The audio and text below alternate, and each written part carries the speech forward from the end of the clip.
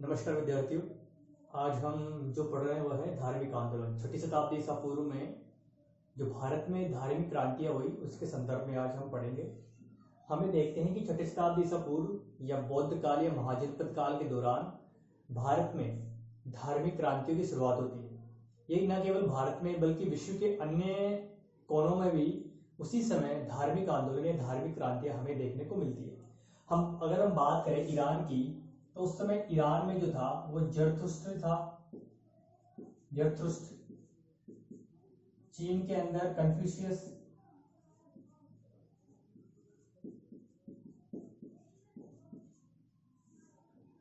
और यूनान में पाइथागोरस,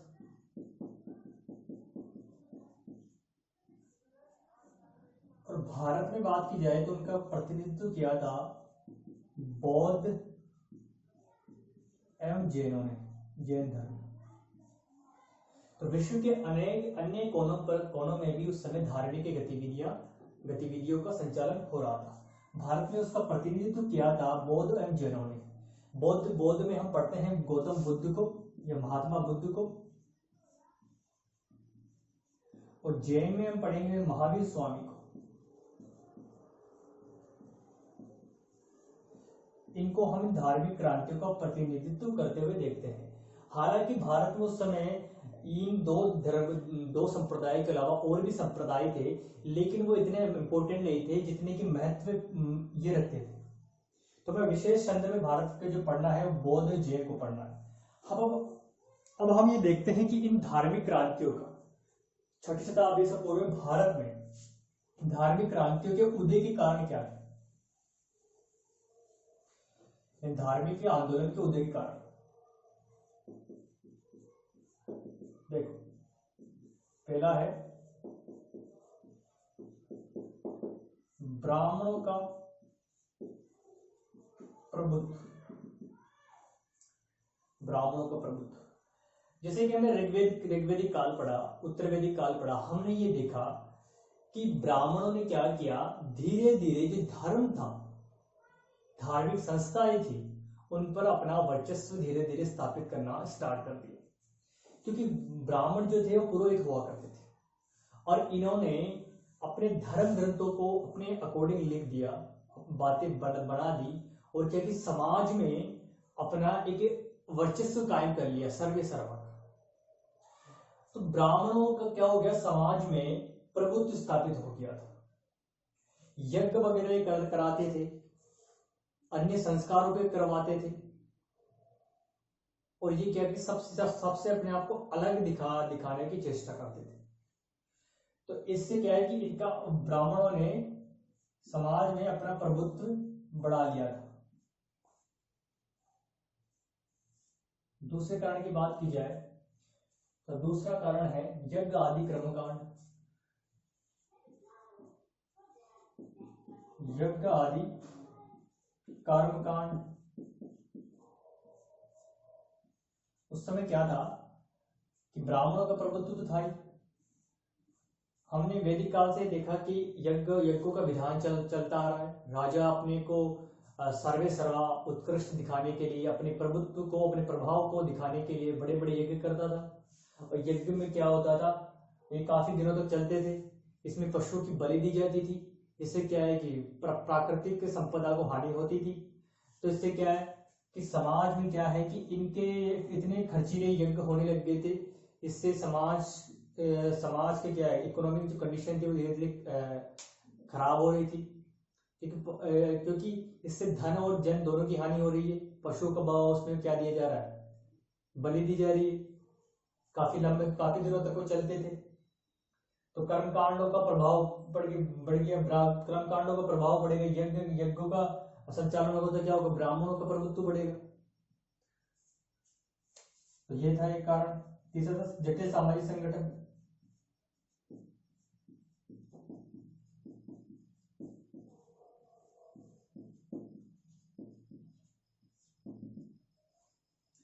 क्या था कि हमने देखा कि वर्ण व्यवस्था के बारे में हमने पढ़ा था वैदिक काल के अंदर। ऋग्वेदिक काल में वर्ण व्यवस्था क्या थी, जन्म आधारित और कर्म आधारित थी। उत्तर वैदिक काल में उसको जन्म आधारित कर दिया। और 6वीं शताब्दी ईसा पूर्व तक आते आते, यानी उत्तर वैदिक काल के अंतिम चरण में आते आते वर्ण व्यवस्था इतनी जटिल हो चुकी थी कि एक वर्ण का दूसरे वर्ण में जाना नामुमकिन हो गया था। यानी वर्ण व्यवस्था जन्म आधारित हो चुकी थी। जन्म से ही व्यक्ति के वर्ण का निर्धारण होने लग गया था, चाहे वो उसका गुण कैसा भी हो। अगर जिस वर्ण में जन्मा है तो उसे उसी वर्ण का व्यवसाय अपनाना पड़ेगा। और इसमें कई ब्राह्मण और जो क्षत्रिय थे, ब्राह्मण क्षत्रिय, इनका ज्यादा प्रभुत्व था। इन्होंने समाज में उच्चतम स्थान प्राप्त कर लिया था। वैश्य और शूद्र की स्थिति खराब हो, दिन ब दिन खराब हो रही थी। तो उस समय क्या था कि लोगों को, जो ब्राह्मण क्षत्रियों को छोड़कर जो वैश्य और शूद्र थे,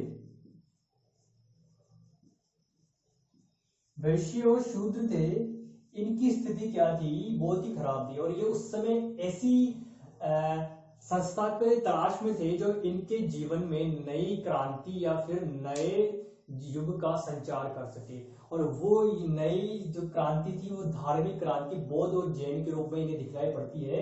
क्योंकि क्या हुआ था कि ब्राह्मणों ने जो वैदिक धर्म था, वैदिक धर्म, इस पर जोर दिया, वैदिक धर्म पर जोर दिया। इन्होंने कहा कि वेदों में जो लिखा है उस पर जोर दिया, उसी धर्म को इन्होंने वो किया। और वैदिक धर्म में क्या था, यज्ञ कर्मकांडों का प्रावधान था। तो क्या था, बड़े बड़े यज्ञ होते थे। और इन यज्ञों में क्या था कि वैश्य जो शूद्र था, इनका प्रभुत्व बिल्कुल ही नहीं था। इनको क्या था, इनका उपनयन संस्कार से इनको वंचित कर दिया गया, वेदों के अध्ययन से वंचित कर दिया, इनका यज्ञोपवीत नहीं होता था। तो इन सब से इनको क्या कर दिया, इनसे निकाल दिया। और ये इनकी स्थिति क्या हो गई, दरिद्रता के चंगुल में इनको डाल दिया गया, निम्नतम स्थिति हो गई। तो इनको क्या था कि जैन और बौद्ध जो थे, इस धर्म के उदय से इनको क्या मिला, आसरा मिला। क्योंकि ब्राह्मण और क्षत्रियों ने तो इस जो वैदिक धर्म था इस पर जोर दिया, और इससे क्या हुआ, उनकी स्थिति क्या हुई, सुदृढ़ हो गई, समाज में उच्चतम स्थान प्राप्त कर लिया। लेकिन वैश्य और शूद्रों क्या था, स्पेशली शूद्रों को तो इन्हें अधिकार से वंचित कर दिया। और वैश्य जो थे वो ब्राह्मण और क्षत्रियों के जो भारी भरकम उनके मांग थी, इनका समाज में जो प्रभुत्व था, उत्पादन के साधनों पर नियंत्रण था, उसको लेकर क्या था कि वैश्य समाज भी क्या था, वैश्य वर्ण भी इनसे त्राहिमाम। तो इन लोगों ने, शूद्र और वैश्यों ने अधिकतर जैन धर्म को क्या दिया, जैन और बौद्ध धर्म को क्या किया, प्रमोट किया। और जैन और बौद्ध धर्म की जो क्रांतिकारी जो इनका उद्भव हुआ, इन्होंने जो क्रांतियां पैदा की, उससे क्या हुआ कि इन वर्णों को क्या मिला, आश्रय प्राप्त हुआ। इन्होंने इन दोनों धर्मों ने क्या किया, वैदिक कर्मकांड थे या वैदिक धर्म था, उस पर कुठाराघात किया, उसका क्या किया, खंडन किया। कि उन्होंने ये कहा कि व्यक्ति जो है जन्म से ब्राह्मण नहीं होता, वो अपने कर्म से ब्राह्मण बनता है, गौतम बुद्ध ने कहा। इसी प्रकार महावीर स्वामी ने ये कहा कि व्यक्ति जो है अपने कर्मों से, अपने गुणों से ब्राह्मण है, चाहे उसका जन्म किसी भी वर्ण में हुआ हो। गौतम बुद्ध ने तो यहां तक कह दिया कि जो नदियां हैं, गंगा यमुना जितनी भी नदियां हैं, वो प्रभावित होकर समुद्र में विलीन हो जाती है और अपना जो गुण है वो खो देती, अपनी पहचान खो देती समुद्र में मिलने के बाद। उसी प्रकार से हर वर्ण के व्यक्ति को क्या है, संन्यास, वेदाध्ययन आदि का अधिकार प्राप्त होना चाहिए। सभी को ईश्वर की या कहें मोक्ष की प्राप्ति का अधिकार है, सन्यासी बनने का अधिकार। ये बात कही गौतम बुद्ध। महावीर स्वामी ने भी इसी प्रकार की बात की कि वर्ण से नहीं बल्कि वर्ण से नहीं बल्कि उसके कर्म से, जन्म से नहीं बल्कि उसके कर्म से व्यक्ति ब्राह्मण बनता है, उसी की महान बनता है। इसके अलावा इन तीनों के अलावा एक और था उस समय की आर्थिक गतिविधियां। आर्थिक कारण एक और था। आर्थिक कारण क्या था कि उस समय लोहे का प्रचलन हो चुका था, लोहे का क्या है प्रयोग हो रहा था बड़ी मात्रा में, और लोहे से क्या हो रहा था कि जो जंगल है, जंगलों को आसानी से साफ किया जा रहा था। और इसके अलावा लोहे से जो लोहे का फाल होता था, लोहे के फाल का आविष्कार, और फाल से क्या हुआ, कृषि में काफी ज्यादा परिवर्तन आया। कृषि उत्पादन में क्या हुआ, वृद्धि हुई। और इससे क्या हुआ, कृषि उत्पादन में वृद्धि होगी तो क्या होगा, अधिशेष होगा। अधिशेष यानी कि आवश्यकता से ज्यादा, मतलब यूज लेने के बाद जो चीज बचती थी शेष, वो बचने लग गई, अन्न बचने लग गया।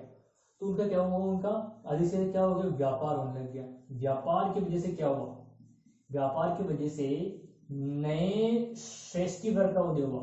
श्रेष्ठी वर्ग यानी कि व्यापारी वर्ग का उदय हुआ। सिक्कों का प्रचलन बढ़ा, और इसकी वजह से क्या हुआ, राज्य को क्या प्राप्त हुआ, राज्य यानी कि राजा को कर प्राप्त हुआ, और कर से क्या हो गए, वो शक्तिशाली हो गए, धन प्राप्त हो, शक्तिशाली हो गए, और उनका प्रभाव क्या बढ़ गया। राजा कौन थे, क्षत्रिय होते थे, इनका प्रभाव बढ़ गया। कारण ये भी था कि समाज में इन्होंने अपने नियंत्रण स्थापित कर लिया, अपने आप को, निरंकुशता का प्रभाव बढ़ गया इनका। तो ये सब कारण थे वे इन धार्मिक आंदोलन की उत्पत्ति। ये ब्रीफ में, संक्षेप में। अब देखो पढ़ते हैं जैन धर्म, सॉरी बौद्ध धर्म। पहला जो धर्म पढ़ेंगे बौद्ध धर्म, गौतम बुद्ध का, गौतम बुद्ध के बारे में।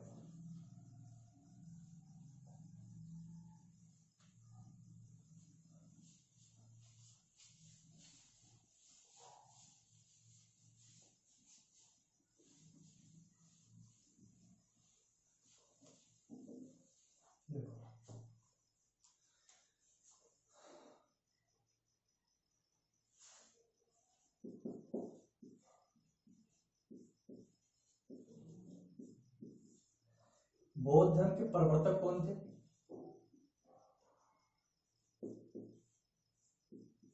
गौतम बुद्ध। इनका जन्म कब हुआ, इनका जन्म माना जाता है 563 ईसा पूर्व। स्थान कौन सा है जहां पर इनका जन्म हुआ, स्थान था लुम्बिनी। लुम्बिनी का है, नेपाल की तरह।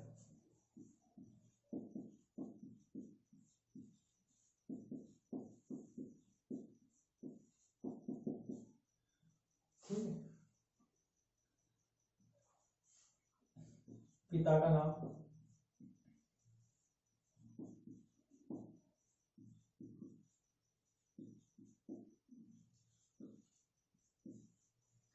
शुद्धोधन, जो क्या थे, शाक्य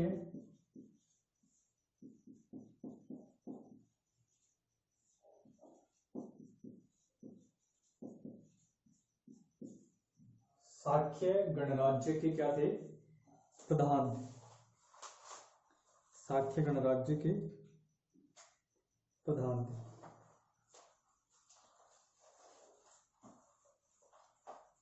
शाक्य गणराज्य के कपिल वस्तु के,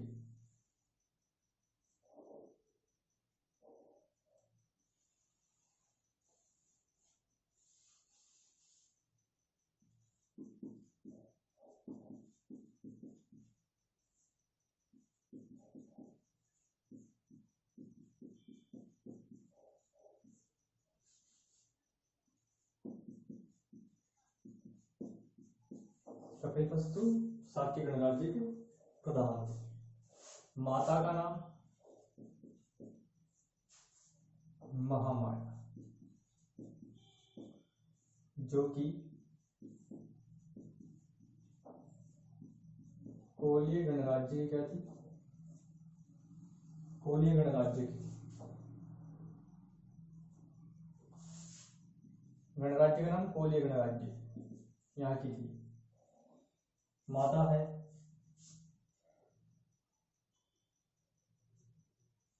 पत्नी का नाम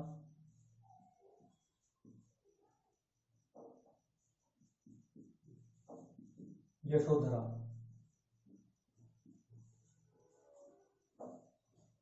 यशोधरा पत्नी का नाम है।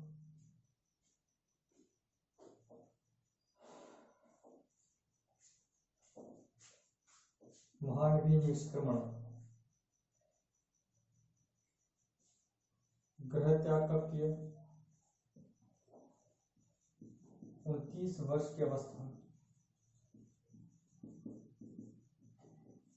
ज्ञान की प्राप्ति कब हुई?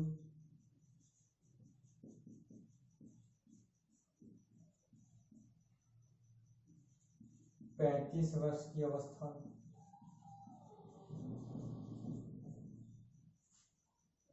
कहाँ पर हुई? याद रखना जरूरी, कहाँ पर हुई? ज्ञान की प्राप्ति हुई थी बौद्ध गया में। उस समय क्या कहा जाता? उर्वेला।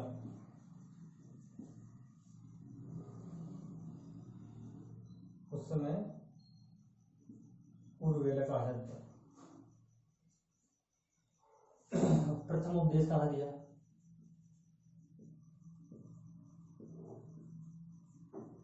सारनाथ में।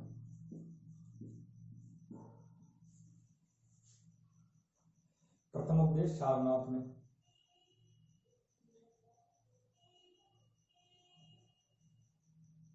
धर्म का प्रचार 45 वर्ष तक किया। और महापरिनिर्वाण कब हुआ?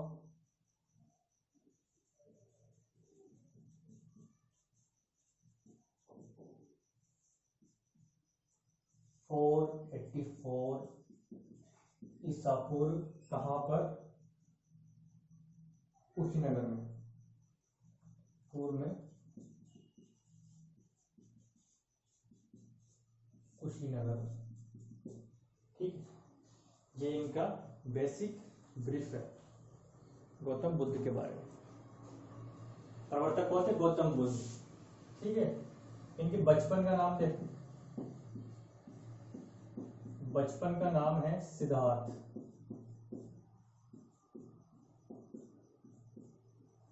क्या है? सिद्धार्थ। इनका गोत्र क्या है? गोत्र है गौतम। इनको क्या कहा जाता है? वो शाक्य मुनि भी कहा जाता है। क्या कहा जाता है? शाक्य कुल के थे, इसलिए शाक्य मुनि, शाक्य मुनि भी कहते हैं। इनका जो लालन पालन किसने किया था? लालन पालन इनकी मौसी प्रजापति गौतमी ने, जो कि शुद्धोधन की दूसरी पत्नी थी। अब देखो इनके बारे में कहानी देखो। ये तो बेसिक चीजें हैं जो कि आपको नोट करनी है, हमेशा याद रखनी है। देखो, राजा शुद्धोधन की पत्नी थी महामाया। जब गौतम बुद्ध के गर्भ में थे तो इनके जन्म से कुछ दिन पहले महामाया को ये स्वप्न आया कि एक सफेद हाथी अपने सूंड में गुलाब कमल का फूल लिए उनके गर्भ में प्रवेश कर रहा है। ये उनको एक स्वप्न आया, जो कि बौद्ध कला में भी दिखाया गया है, जो कि गौतम बुद्ध के जन्म को दर्शाता है। तो एक सपना देखा कि एक हाथी, सफेद हाथी कमल का फूल लिए उनके घर में प्रवेश कर रहा है। ये उन्होंने सपना देखा। कुछ समय बाद ही उन्होंने, जब गौतम बुद्ध का जन्म होने वाला था, उसके जन्म होने वाला था, जब गौतम बुद्ध पेट में थे, तब उन्होंने अपने मायके जाने की सोची। तो एक वन है लुम्बिनी वन, स्थान कहाँ है? लुम्बिनी वन। कहाँ पे? ये कपिलवस्तु के लुम्बिनी वन में। और लुम्बिनी वन से होकर गुजर रही थी, तभी उन्हें प्रसव पीड़ा होती है और वहीं पर गौतम बुद्ध का जन्म होता है। लुम्बिनी वन में शाल वृक्ष के नीचे। कहाँ पर? एक बार वृक्ष का नाम आ जाए तो शाल वृक्ष के नीचे गौतम बुद्ध का जन्म होता है। और कहा जाता है कि प्रजापति गौतमी ने खड़े खड़े ही साल वृक्ष को पकड़े ही गौतम बुद्ध को जन्म दिया। और इनका जन्म हुआ था वैशाख माह की पूर्णिमा। कब हुआ था? वैशाख माह की पूर्णिमा को, वैशाख माह। और जन्म के तुरंत बाद ही गौतम, ऐसा कहा जाता है कि जन्म के तुरंत बाद ही गौतम बुद्ध ने 7 कदम चला, 7 कदम चले। वहां से महामाया को कपिलवस्तु राजमहल में लाया गया। लेकिन गौतम बुद्ध के जन्म के 7 दिन बाद महामाया जो कि माता थी, इनका क्या हो जाता है? देहांत हो जाता है। और उसके बाद उनका लालन पालन कौन करती है? उनकी मौसी प्रजापति गौतमी, जो इनकी क्या थी? शुद्धोधन की दूसरी पत्नी थी, विमाता। गौतम बुद्ध सिद्धार्थ की विमाता थी, तो इन्होंने इनका लालन पालन किया। अब राजा शुद्धोधन के घर पुत्र का जन्म हुआ, ये बात राज्य प्रजा में फैली। तो गौतम बुद्ध के भविष्य को लेकर उसके मस्तिष्क की रेखाओं को पढ़ने के लिए राजा शुद्धोधन ने क्या किया कि बड़े बड़े सन्यासी और पंडितों को बुलाया। तो बड़े बड़े सन्यासी और पंडितों में एक कौंडिन्य ब्राह्मण थे, उन्होंने ये भविष्यवाणी की। ये देखा उसके गौतम बुद्ध के मस्तिष्क को पढ़कर, उसकी रेखाओं को पढ़कर, कि महाराज आपका पुत्र चक्रवर्ती सम्राट बनेगा या फिर सन्यासी। क्या कहा? या तो चक्रवर्ती सम्राट बनेगा या फिर सन्यासी। तो ये बात जब उसने सुनी कि ये मेरा पुत्र सन्यासी बनेगा, तो राजा शुद्धोधन क्या हो गया? चिंतित हो गया। और राजा शुद्धोधन ने ऐसी व्यवस्था की कि गौतम बुद्ध, या उस समय नाम सिद्धार्थ को किसी भी प्रकार का दुख ना हो और किसी भी प्रकार से इसे राजमहल के बाहर न जाने दिया जाए। अगर राजमहल के बाहर ये जाता भी है तो उस दिन क्या है कि ऐसे दृश्य इसे ना दिखाई दे जिससे इसका मन विचलित हो जाए। क्या था कि गौतम बुद्ध बचपन से ही क्या था, ये क्या थे? ये चिंतनशील थे। चिंता नहीं, चिंतन, ध्यान करते थे। बचपन से क्या थे? चिंतनशील थे। ये अक्सर क्या करते थे? ध्यान किया करते थे। एक वृक्ष के नीचे बैठकर ध्यान किया करते थे। तो राजा शुद्धोधन ने इनको किसी भी प्रकार के ऐसे दृश्य से बचने के लिए उपाय किए ताकि इसका मन विचलित ना हो। तो इसके लिए इन्होंने क्या किया कि ये सांसारिकता में पड़ जाए, कि साधु सन्यासी ना बने और क्या पड़े? सांसारिक बंधनों में पड़ जाए। इसके लिए इन्होंने क्या किया? जो 3 ऋतुओं के क्या बना दिया? 3 ऋतुओं के अलग अलग महल बना दिए ताकि क्या करे? ये वहां पर आराम करे। 3 ऋतुओं के महल बना दिए, अलग अलग स्थानों पर अलग अलग महल बना दिए, और हमेशा इसे सांसारिक बंधनों में बांधने की कोशिश करते थे। और इनके लिए काफी सुंदर कन्याओं की व्यवस्था करते कि ये राजसी भोग विलास में डूबा रहे और सन्यासी होने की इच्छा इसके मन में कभी भी प्रफुल्लित ना हो। तो महलों में इनको बसा दिया, ऐसे दृश्यों से इनको हटा दिया, ऐसे दृश्यों से बचने की कोशिश की जिससे कि मन विचलित हो। राजमहल में वृद्ध है, बीमार व्यक्ति है, मृत है, इन ऐसे दृश्यों से इनसे बचा दिया। ऐसे दृश्य कभी भी नहीं दिखलाएगा इसे। और गौतम बुद्ध को बचपन से ही क्या किया शस्त्र और शास्त्र की शिक्षा दी गई। शस्त्र चलाने बड़े माहिर थे, शास्त्र पढ़ने में बड़े अच्छे थे। तो बचपन से इनको हर प्रकार की सुख सुविधाएं प्रोवाइड की गई। और जब ये 16 साल के हो गए तो इनकी शादी करा दी। 16 साल के होने के बाद इनकी शादी करवा दी गई 16 वर्ष की अवस्था में। इससे यशोधरा एक सुंदर कन्या थी, इससे इसकी शादी करा दी ताकि ये क्या कर सके?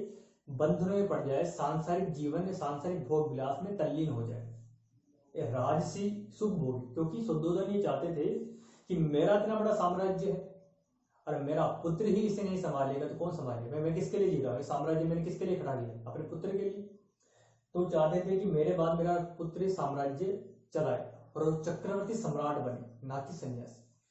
तो उनको 16 वर्ष की अवस्था में उनको क्या कर दिया, एक लड़की के पल्ले बांध दिए साहब, यशोधरा के पल्ले, और वो खूब सांसारिक भोग विलास में मग्न रहे। और 28वें वर्ष यानी शादी के 12 साल बाद उसके घर में एक बेटा होता है राहुल, पुत्र जन्म होता है राहुल।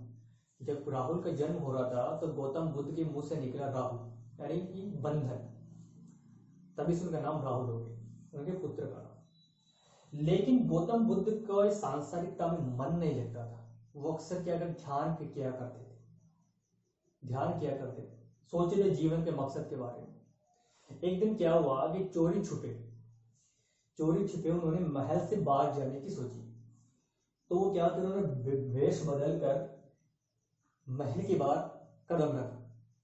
उन्होंने, उनके साथ कौन था, उनके साथ था सारथी चन्न। क्या नाम है, चन्न कौन था, सारथी, सारथी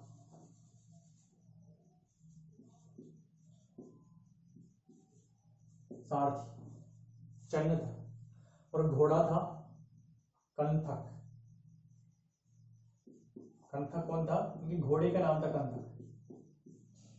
इनके साथ क्या किया, इन्होंने चोरी छुपे राजमहल से बाहर आ गए, दीवार फांदकर गेट खोलकर निकल आए इनके साथ। अभी नगर में प्रवेश करते हैं, नगर में जाते हैं तो क्या देखते हैं, इनको 4 दृश्य दिखाई पड़ते हैं।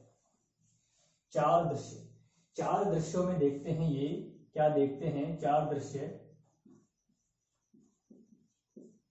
4 दृश्यों में देखते हैं एक वृद्ध व्यक्ति को,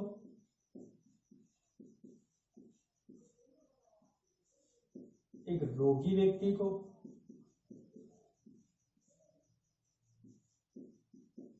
एक मृतक को, और चौथा सुखी सन्यासी को। 4 दृश्य उन्हें दिखाई पड़ते हैं। जब वो वृद्ध व्यक्ति को देखते हैं तो चन्न से पूछते हैं कि चन्न ये कौन है, क्योंकि उससे पहले गौतम बुद्ध ने किसी भी वृद्ध को नहीं देखा था जो असहाय हो।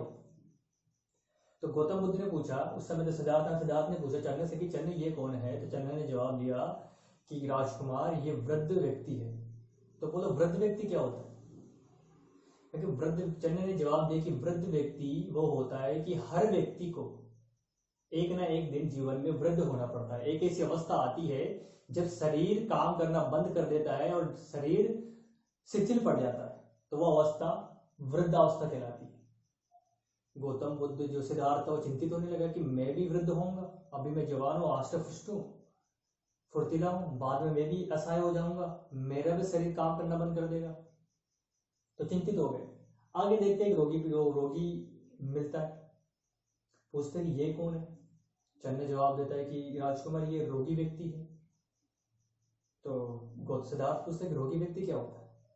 तो चन्न जवाब देता है कि हर शरीर को, हर व्यक्ति एक न एक दिन रोगग्रस्त होता है। शरीर जो है, हर व्यक्ति का शरीर एक न एक दिन रोगों से ग्रसित हो जाता है। तो बोलता है गौतम, सिद्धार्थ बोलते हैं कि मैं भी मेरा भी शरीर रोगग्रस्त होगा। चन्न बोलता है हाँ क्यों नहीं, हर शरीर होता है। तो गौतम बुद्ध और चिंतित होने लगे।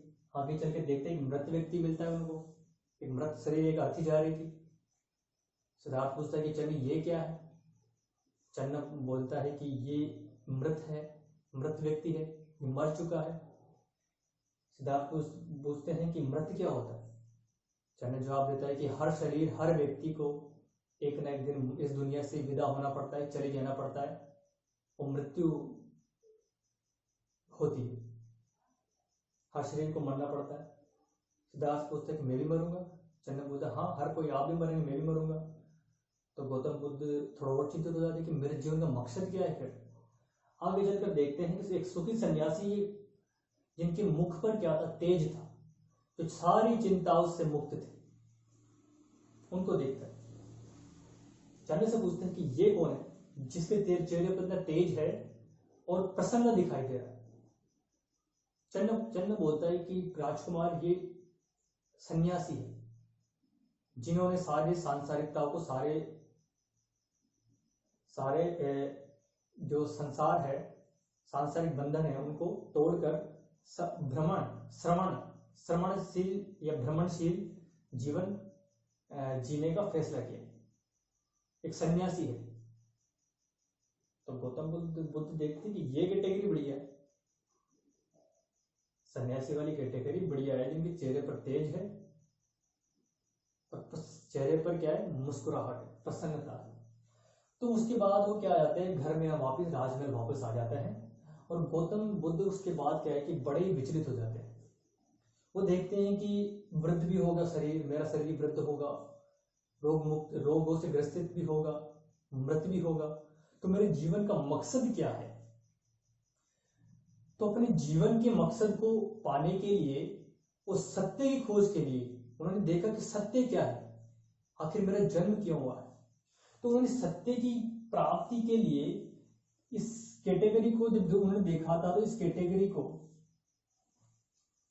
उन्होंने पसंद किया और कहा कि सत्य की प्राप्ति कैसे हो, मेरे जीवन का मकसद क्या हो।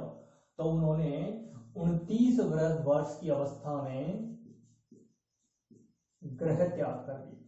रात को अपने पुत्र और पत्नी को छोड़कर बिना बताए रात को महल से बाहर आ गए। तो महल से बाहर वो चन्न और कंथक के साथ आए, इन्हीं के साथ आए। और यहां से वो कहाँ आए, यहां से वो एक अपने राज्य से एक नदी है, अनोमा नदी। अनोमा नदी है यहाँ पे, इसके किनारे का आश्रम है, यहां पर रुके।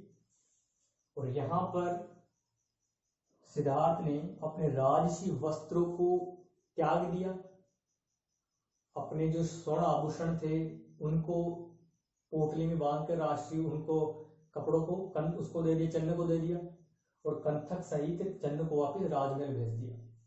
और वहां से वो चल पड़े किसके लिए, सत्य की खोज के लिए। इसके लिए सत्य की खोज के लिए। और सत्य की खोज में वो सबसे पहले जाते हैं वैशाली। कहाँ जाते हैं, वैशाली। अब देखो,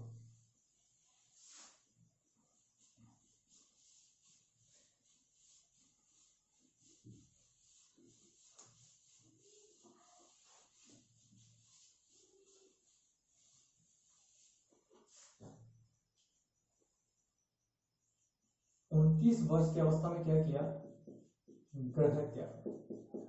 और ये घटना इतिहास में किस नाम से जानी जाती है, महाभिनिष्क्रमण। महाभिनिष्क्रमण इस नाम से जानी जाती है घटना। गृह त्याग किस नाम जाना जाता है, महाभिनिष्क्रमण। ये कहाँ आए, ये है अनोमा नदी। इस कौन सी नदी, अनोमा नदी। यहाँ पर इन्होंने अपने राष्ट्रीय वस्त्र आभूषण सब उसको चन्न को दे दिया, चन्न को वापस भेज दिया। यहां से ये कहाँ गए, वैशाली गए। वैशाली में सांख्य दर्शन के सांख्य दर्शन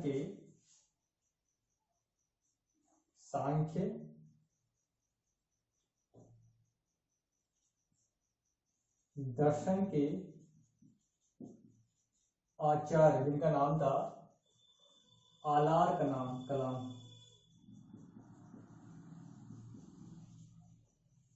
आलार कलाम, इनके पास गए। ये पूछा जाता है कि गौतम बुद्ध के प्रथम गुरु कौन थे, तो प्रथम गुरु थे आलार कलाम। इनके पास गए सत्य खोज के लिए। लेकिन यहां पर उन्होंने ये देखा कि उनको सत्य की खोज जो थी वो पूर्ण नहीं हुई। यहाँ पर उनको क्या मिला, संतोष नहीं मिला। मतलब कहाँ पे, वैशाली में आलार कलाम के पास। यहां से फिर वो यहाँ से असंतुष्ट होकर, मतलब उनको सत्य का प्राप्ति नहीं हुई, यहां से वो चले गए कहाँ पे, राजगृह। राजगृह में इनको मिलते हैं रुद्रक रामपुत्र। कौन, रुद्रक रामपुत्र। इनको इन्होंने अपना गुरु बनाया। रुद्रग्राम इनके आश्रम में रहे, खूब योग साधनाएं की। योग साधनाएं करने के बाद भी इनको क्या मिला? सत्य की प्राप्ति नहीं हुई, सत्य की प्राप्ति नहीं हुई। और यहां पे ये क्या हुए? असंतुष्ट हुए। तो रुद्रग्राम पुत्र के पास भी इनको संतोष प्राप्त नहीं होता। और यहीं पर राजगृह में जो राजगृह का शासक था, मगध के राजगृह का शासक कौन था? मगध का राजा बिंबिसार। बिंबिसार, इनसे भी क्या होती है? इनकी मुलाकात होती है। कहां पर? राज तो बिंबिसार से भी इनकी मुलाकात होती है वहां राजगृह। राजगृह से आ जाते सीधा सारनाथ। कहा जाते हैं? सारनाथ। सारनाथ चले जाते हैं। सारनाथ में इनको यहां पर 5 ब्राह्मणों का साथ मिलता है। 5 + 1 सिद्धार्थ, 6 हो गए। इन 5 + सिद्धार्थ ने, 5 ब्राह्मण सिद्धार्थ ने मिलकर क्या की? कड़ी तपस्या की। जब तक सत्य की प्राप्ति नहीं हो जाती तब तक क्या करेंगे? ये अन्न ग्रहण नहीं करेंगे। और इनके साथ रहकर तपस्या कर कर गौतम बुद्ध का जो शरीर था वो क्या हो गया? बिल्कुल सूख गया था, हड्डियां निकल गई थी, हड्डियां निकल गई थी। तब क्या होता है कि जो यहां पर जब इस तपस्या कर रहे थे तो इनको एक कन्या की आवाज सुनाई देती है। एक कन्या की आवाज सुनाई देती है। एक कन्या की आवाज सुनाई देती है। उस कन्या का नाम था सुजाता। सुजाता सुजाता ने यह कहा कि वीणा के तारों को इतना भी मत खींचो कि वो टूट जाए, और इतना भी ढीला मत छोड़ो कि उनसे सुर आना बंद हो जाए। तो गौतम बुद्ध ने जब ये सुना तो उनको पता चला कि ये जो मैं कर रहा हूं ये सही नहीं है। तो उन्होंने सुजाता के हाथों से खीर खाकर अपनी तपस्या को तोड़ा। जो ब्राह्मणों के साथ उन्होंने वादा किया था कि जब तक हम अन्न का सेवन नहीं करेंगे जब तक हमें ज्ञान की प्राप्ति नहीं हो जाती। तो इन्होंने क्या कि सुजाता ने जब देखा, सुजाता ने बोला कि वीणा के तारों की तरह भी मत खींचो कि वो टूट जाए, इतना ढीला भी मत छोड़ो कि उनसे सुर आना बंद हो जाए। और सुजाता के हाथ उन्होंने खीर खा ली और उस तपस्या को तोड़ दिया। और इससे क्या हो गया? ये 5 ब्राह्मण नाराज हो गए और यहां से चल दिए। गौतम बुद्ध सारनाथ से कहा है? सारनाथ से आगे सीधा उरुवेला, इनको छोड़कर, क्योंकि 5 ब्राह्मण इनसे रुष्ट हो गए थे और ये इनको छोड़कर चले गए थे। और सारनाथ से गौतम बुद्ध कहां आ गए? बस सिद्धार्थ उरुवेला आ गए। सीधा सीधा उरुवेला आ गए। और उरुवेला में इन्होंने एक पीपल के वृक्ष के नीचे अपनी समाधि लगाई और वो ध्यान मग्न हो गए। मतलब कि सुजाता के शब्दों से उनको ये पता चला कि कड़ी तपस्या करने से, अन्न जल त्यागने से सत्य की प्राप्ति नहीं होने वाली। तो उनको मध्यम मार्ग का पता चला यहाँ पर। तो यहां से सारनाथ से उरुवेला आए। उरुवेला में पीपल के वृक्ष के नीचे उन्होंने अपनी समाधि लगाई और यहाँ पर वो 6-8 दिन तक ध्यान करते रहे। और 8वें दिन, कब? 8वें दिन यानी 7 दिन के बाद वैशाख पूर्णिमा को, वैशाख माह की पूर्णिमा को उनको बोध क्या होती है? ज्ञान की प्राप्ति होती है। ज्ञान की प्राप्ति होती, यानी कि उनको संबोधि होती, ज्ञान की प्राप्ति होती। कब? 35 से 35वें वर्ष में। मतलब कि वो 6 साल तक ज्ञान की तलाश में भटकते रहे और 6 साल बाद उनको ज्ञान की प्राप्ति होती है। उरुवेला में एक पीपल के वृक्ष के नीचे 8वें दिन तक वो लगातार ध्यान करते रहे और वैशाख पूर्णिमा को उनको संबोधि प्राप्त हुई। ज्ञान की प्राप्ति के बाद सिद्धार्थ क्या कहलाए? बुद्ध कहलाए। ज्ञान की प्राप्ति होने के बाद सिद्धार्थ क्या कहलाए? बुद्ध कहलाए। और जिस पेड़ के नीचे वो ध्यान कर रहे थे वो पेड़ कहलाया बोधि वृक्ष। क्या कहलाया? बोधि वृक्ष। और जिस जगह पर वो ध्यान कर रहे थे, जिस स्थान को, उरुवेला हो गया बोध गया। बोध गया। और कौन सी नदी थी वो जिसके किनारे ध्यान कर रहे थे? तो जो नदी थी यहाँ पर, जिस पेड़ के नीचे जो नदी थी, उस पेड़ की, जिस नदी के पास वो पेड़ था, उस नदी का नाम था निरंजना नदी। निरंजना या पुनपुन नदी, याद रखना, ये पूछ सकता है, पुनपुन या निरंजना नदी। इस नदी के किनारे वो ध्यान कर रहे थे एक पीपल के वृक्ष के नीचे। ज्ञान प्राप्ति के बाद बुद्ध, गौतम सिद्धार्थ बुद्ध कहलाए, जो वृक्ष था वो बोधि वृक्ष कहलाया, और जो स्थान था वो बोध गया कहलाने लगे। इस प्रकार से उनको 35वें वर्ष में जाकर ज्ञान की प्राप्ति होती। और ज्ञान की प्राप्ति के बाद वो क्या थे कि वो 6-7 सप्ताह तक वहीं बैठे रहे पेड़ के नीचे। 3 बार ब्रह्मा जी ने आकर उनको कहा कि आप अपने ज्ञान का, जो आपको ज्ञान प्राप्त हुआ है, उसका जगत में, संसार में प्रचार प्रसार करो, और उसको समाज को उसका लाभ लेने दो। समाज में प्रसार करो, समाज को अपना ज्ञान बांटो ताकि समाज का हित हो सके। उसके बाद गौतम बुद्ध ने ज्ञान का प्रसार करना शुरू किया। तो ये था गौतम बुद्ध की यात्रा, जिसमें हमने उसके प्रारंभिक जीवन से लेकर उनकी ज्ञान प्राप्ति तक देखा। प्रारंभिक जीवन में याद रखना कि महानिधि निष्क्रमण किसे कहते हैं? गृह त्याग को कहते हैं।